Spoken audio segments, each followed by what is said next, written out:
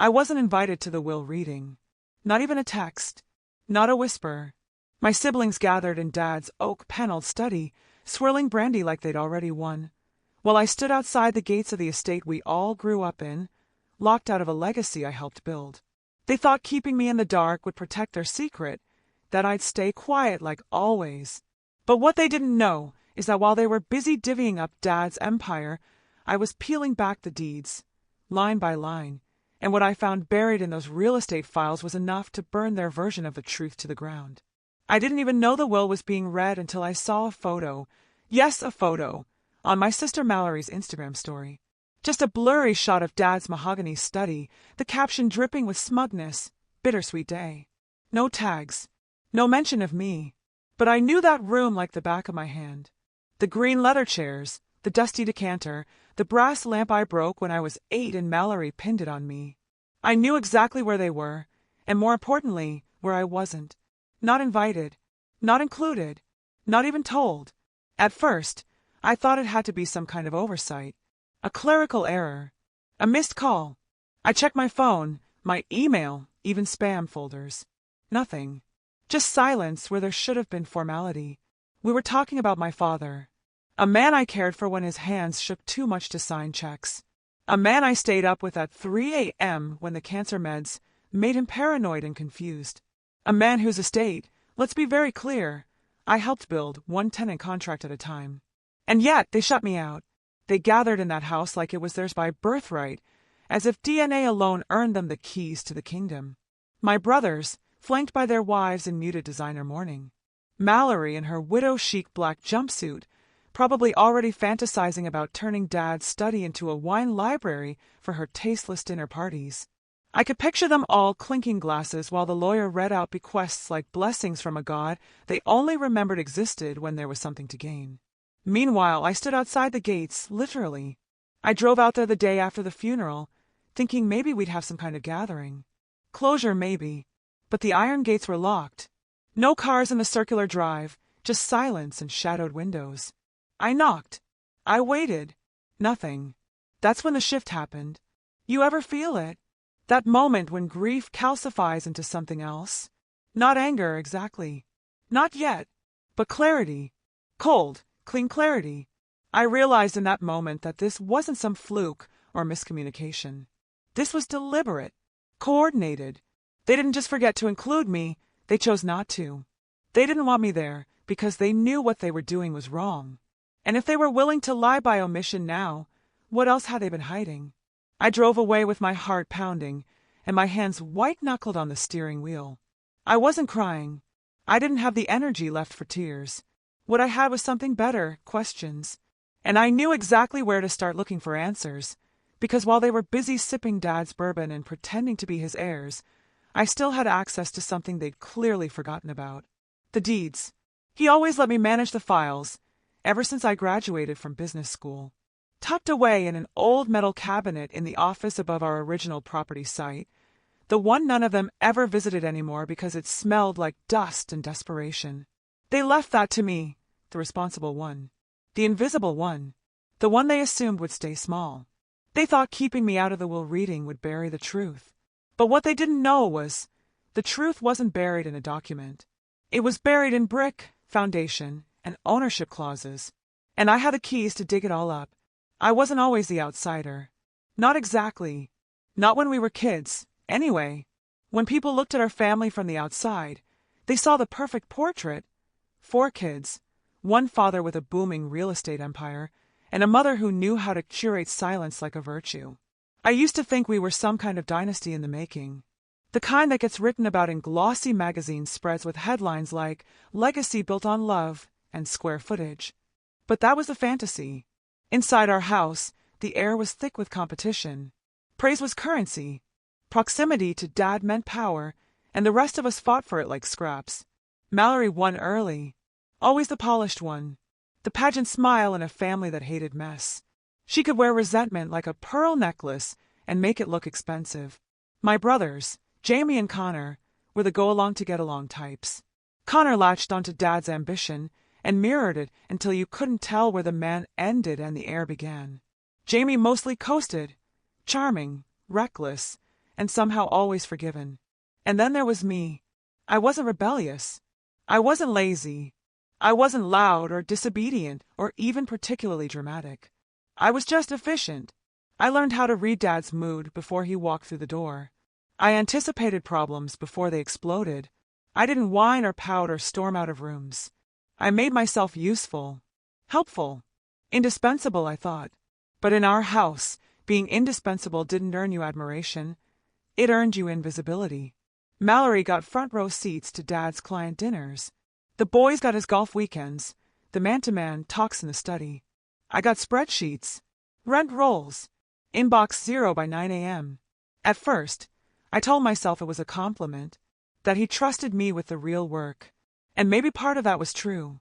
I did handle more than any of them. Tenant complaints, eviction disputes, repair negotiations. I was the one who talked Dad out of buying that doomed strip mall in Phoenix. The one who caught the tax discrepancy that saved us nearly $60,000 one fiscal year. Still, it was Mallory he bragged about at parties. It was Jamie who got his first investment property as a graduation gift. It was Connor who sat in during board meetings to gain experience. I was never even invited to the table. The thing is, Dad wasn't cruel. He was just strategic. He liked winners. He admired loyalty but rewarded leverage. I knew that. I studied it. And somewhere along the way, I stopped needing his approval and started planning for something different: security, independence, something that couldn't be rewritten by family lawyers or whispered away behind closed doors. I kept my name on the paperwork for 3 of our earliest commercial properties. Small ones, but solid. I had signing authority on all our utility contracts, and when Dad's health started slipping, he handed me the passwords to the property management platform without even thinking about it. The others didn't notice. They weren't paying attention to details unless there were dollar signs blinking in neon. I was building my own map, street by street, block by block. And Dad, well, in his quiet, unspoken way, I think he knew. I think part of him respected it. He never said it outright, but I saw it in how he started routing inquiries to me, how he stopped correcting my choices, how he smiled, just faintly, when I negotiated a rezoning deal in half the time it had taken him. But none of that mattered when he died, because legacy isn't just what you build, it's what people say you left behind. And Mallory, Jamie, and Connor were always better at telling stories. They'd rewritten the narrative before the funeral flowers even wilted. In their version, I was the assistant, the afterthought, the dependable family, help with no real claim to the kingdom. And I let them. For too long, I let them. But standing outside those locked gates, watching my reflection in the tinted glass, I realized something. The golden child title was never meant for me. But maybe I didn't need it. Maybe I'd been playing a different game altogether, and the real prize was hiding in the margins of those deeds I'd quietly helped file year after year. They could have the spotlight, the sympathy, the big inheritance show with brandy and black clothing. I had something better. Proof. There's a strange kind of calm that settles over you when you're no longer hoping to be included. When the disappointment curdles, just enough to turn into resolve. That's where I was, past the ache, past the betrayal. Just sharp, deliberate movement. I wasn't going to beg for answers. I was going to find them. I started with the file cabinet. Not the one in Dad's study that everyone drooled over, the one with the glass display case and the vintage whiskey collection locked behind brass handles. No. I went to the cabinet that mattered, the one in the back office of our oldest rental building, above the laundromat, tucked behind a jammed door that smelled like mildew and copier toner. The others never went up there. Too dusty, too low-level, too beneath their curated sense of status, which made it the perfect place to keep the things they didn't even realize were valuable. The key was still where I'd left it, taped to the underside of the second desk drawer. I'd hidden it there years ago, back when Dad first started forgetting account numbers and asking me to just handle it. He trusted me, not with affection, not with ceremony, but with logistics. And in this family, logistics were power. The drawers creaked open with a sound like a groan. I flipped past folders labeled in my own handwriting: Capital Improvements, 2016, Leases, Active, Repairs and Maintenance, Tenant Legal Disputes. And then, finally, the thick accordion binder, Property Deeds, owned and transferred. That was where the story started changing. I didn't need to start with a blank slate. I knew our properties. I could sketch a map of them in my sleep. Westview Apartments, the Flagstone Strip Mall, the 2 duplexes on Rose Avenue, and the storefront-turned-art gallery that Jamie always claimed was his idea. I'd handled every lease renewal, every compliance inspection. I knew the shell LLCs Dad used to insulate assets. I'd even built the folder hierarchy on the property server. Which is exactly why the inconsistencies hit me like static. The first one was small, barely noticeable. An address, 712 Rose Avenue, still listed under a legacy LLC that I knew Dad had dissolved 2 years ago. That was odd. I checked the ownership transfer. Instead of moving into the family trust like the others, the property had been reassigned 6 months ago to a holding company I'd never seen before. Meridian Echo Holdings, LLC. It sounded familiar but wrong, like a name that mimicked our usual naming structure without quite matching. I pulled the filing paperwork, publicly searchable, and my stomach knotted. The address listed for Meridian Echo's business registration? A post office box in the next county over. No connection to our firm. No signature from Dad. No record of a sale. No cash transaction. No mortgage satisfaction notice. Just transferred. The more I dug, the more I found. 3 properties, all relatively small but high yield, had been quietly reassigned within the last 18 months. None of them were mentioned in the estate plan summary I'd seen months before Dad passed. No trace of them in the revised trust documents. It was like someone had started peeling pieces of the empire away while no one was looking, or more accurately, while everyone thought no one was. But I had been looking. I just hadn't known what I was looking at. There were digital footprints, too. Metadata in the scanned PDFs, time-stamped uploads that didn't line up with the official timeline my siblings would have had the lawyers believe. One deed upload was dated at 3:12 a.m. Another had been renamed 3 times before being filed under an obscure archive tag. It wasn't just messy, it was suspiciously curated. And then came the signature. Not Dad's usual, his tight, looping cursive that still clung to his early days in banking. No, this one was erratic, a jagged scrawl that didn't match his earlier documents. I knew what his handwriting looked like when the cancer meds kicked in. This wasn't that. This was a forgery, or at least a poorly guided hand. And it wasn't just one instance. I found 4. At that point, I knew this wasn't about a simple omission. This was about concealment. Someone had been siphoning off parts of the portfolio, deliberately, surgically, and with enough legal savvy to almost get away with it. But not quite, because while they thought no one was watching the foundation, I had been under the floorboards the whole time. Still, I needed confirmation. So I made a call. Dale Townsend, Dad's former estate attorney. Not the new one, the high-profile, image-conscious Shark Mallory had hired once Dad got too sick to protest. No, I called the guy Dad trusted before things got political. Before people started choosing sides. Dale was old school, meticulous, and allergic to drama, which made him the perfect barometer. "Angela," he said, his voice careful, measured. "I was wondering when I'd hear from you." That's all it took. He knew something. He wasn't surprised to hear from me. And more importantly, he sounded like a man who had been told to stay quiet. I didn't push. Not yet. But the silence between his sentences spoke volumes. And before he hung up, he said one last thing. "Check the deed history on the Flagstone property. Look closely. You might find your father left you more than anyone realized." That was when the blood rushed to my ears.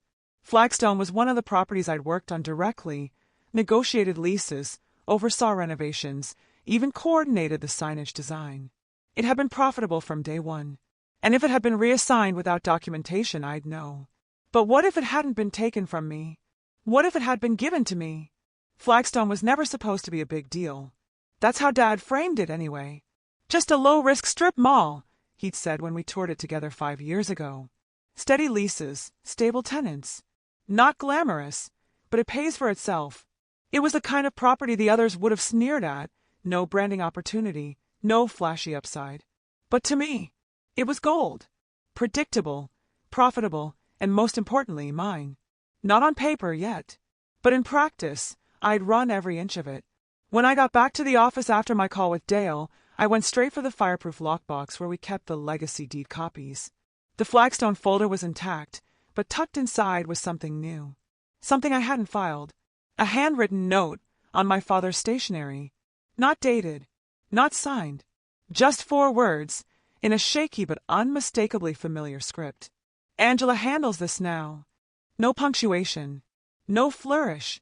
Just that, tucked between the lease agreements and a copy of a property tax bill. I stared at the paper for minutes, longer than I'd admit, because part of me wanted it to be something more. A full letter. An explicit instruction. A smoking gun. But that wasn't Dad. He didn't leave breadcrumbs. He left riddles, half-finished thoughts, and gestures that you had to be close enough to interpret. And I knew what that note meant. It meant that whatever came next at Flagstone was supposed to go through me. Still, a note wasn't proof. Not in court. Not with vultures like Mallory circling the estate, ready to twist anything sentimental into a manipulation tactic. I needed something official.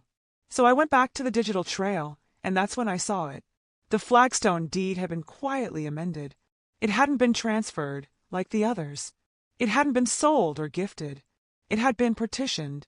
A fractional interest split, 51% to the family trust, 49% to an individual name. Mine. Angela Whitmore.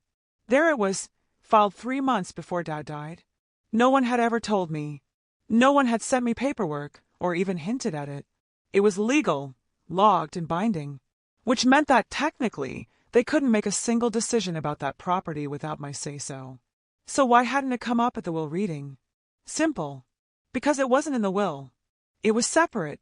A private move. A final adjustment made off the books. Quiet, strategic, and undeniably intentional. Dad knew how wills got twisted. He knew how sentiment could be erased by legal loopholes and groupthink. That's why he moved behind the scenes, carving out something for me that couldn't be voted away or reabsorbed. But if I was meant to have 49% of Flagstone, and no one had told me, then someone had decided to hide it. That was the moment everything fell into place. The missing invitation to the will reading wasn't a clerical error. It was a preemptive strike. If I had shown up, they would have had to acknowledge what Dad had done, and once one thread started unraveling, the rest would have followed. The reassignments, the forged signatures, the LLC transfers, all of it. They weren't protecting the estate. They were protecting themselves. I felt something stir in my chest.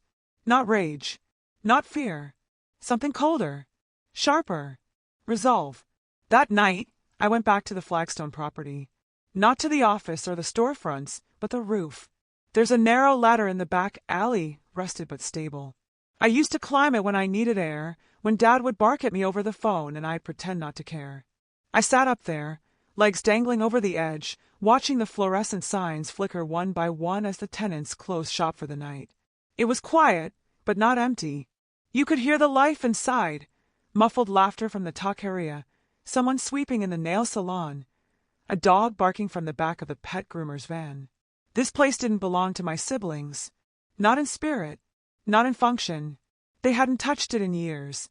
They didn't even know what we had here. But Dad did, and I did. And if they wanted to erase that, they'd have to do more than lock a few gates and throw a few legal threats my way. Because I wasn't the girl in the background anymore. I wasn't the helper. I was the owner. The next morning, I made 2 moves. First, I filed a request for a full title history audit on all properties once held under our core LLCs, including dormant shell companies. I wanted every signature verified, every deed cross-referenced. Quietly. No alerts. Second, I called Dale again. You were right, I told him. Flagstone wasn't in the will. But it's mine. Almost half of it. He was silent for a beat. Then he said, Your father never stopped thinking about you. He just stopped saying it out loud. That nearly broke me. But not yet, because the final step wasn't uncovering the truth. It was showing them what I knew and making sure they understood that the girl they tried to cut out was now the one holding the keys. I didn't come to the next family meeting to make a scene. That's not my style. I came with a folder, a calm smile, and the weight of truth tucked neatly under my arm. But let's not pretend this was some casual get-together. Mallory had sent out the calendar invite like it was a TED Talk. Estate strategy, Next steps, hosted at her condo, with catered hors d'oeuvres and enough fake civility to choke a diplomat. The timing was strategic. Less than 2 weeks after the will reading I'd been excluded from. Just long enough for them to think they'd locked everything in. Long enough for the legal dust to settle and the paper trail to feel like ancient history. They didn't expect me to walk in. Mallory froze first, mid-pour with a glass of Chardonnay in her hand, eyes narrowing like she'd just seen a ghost that owed her money. "Angela," she said slowly, like saying my name might summon a demon. "We weren't sure you'd be invited." I cut in. "Yeah, I noticed." Connor looked down at his phone. Jamie made a show of leaning back, playing nonchalant, but I could see the tension in his jaw. Dale once told me, the people who act the calmest are usually the ones most afraid of what you know. I placed the folder on the table and took the seat at the head, where Dad used to sit. "You've all been operating under the assumption that I'm out. That I was cut from the will, and therefore out of the conversation, the assets, the legacy. Am I wrong?" Mallory's smile returned, tight, polite, and acidic. "Angela, let's not turn this into some. Because if I am wrong," I continued louder, "someone should explain why 3 properties were transferred out of the family trust before Dad passed, with altered signatures, through holding companies no one can trace." Silence. Then Jamie spoke. "Where are you getting this?" "From the files none of you bothered to erase," I said. "From the title histories. From the quiet little note Dad left in the flagstone folder. From the 49% ownership stake in my name that I now control." Connor coughed, clearly caught off guard. "Wait, Flagstone?" "Yes, Flagstone. The property that's currently generating over $12,000 a month in net revenue. That one." I opened the folder and slid copies of the documents across the table. "And guess what? Because my name is on the deed, I have full legal right to audit every transaction made in and out of the holding companies affiliated with that asset." So I did. And what I found, well, let's just say it doesn't look good for anyone trying to push a clean estate narrative. Mallory's face had drained of color. She was staring at the deed copy like it might bite her. Jamie recovered first. "Okay, but let's be reasonable. Maybe Dad meant to tell us." "No," I snapped. "He meant to tell me. He didn't need to tell you. Because he didn't trust you with it." I stood up, voice steady but electric with the kind of clarity that doesn't shake. "Here's the reality. You try to shut me out. You thought if you locked the doors and pretended I didn't exist, the money, the power, the control would just slide over to you. You thought you'd already won." I leaned forward, palms flat on the table. "But what you didn't know is that I've been running this family's operations behind the scenes for a decade. That Dad left me real authority, not just ceremonial scraps. And while you were busy faking grief and planning trust fund vacations, I was collecting receipts." Mallory tried to interrupt, but I raised a hand. "Don't. Just listen." I tapped the folder. "I have every transaction tied to Meridian Echo Holdings. I know who set it up.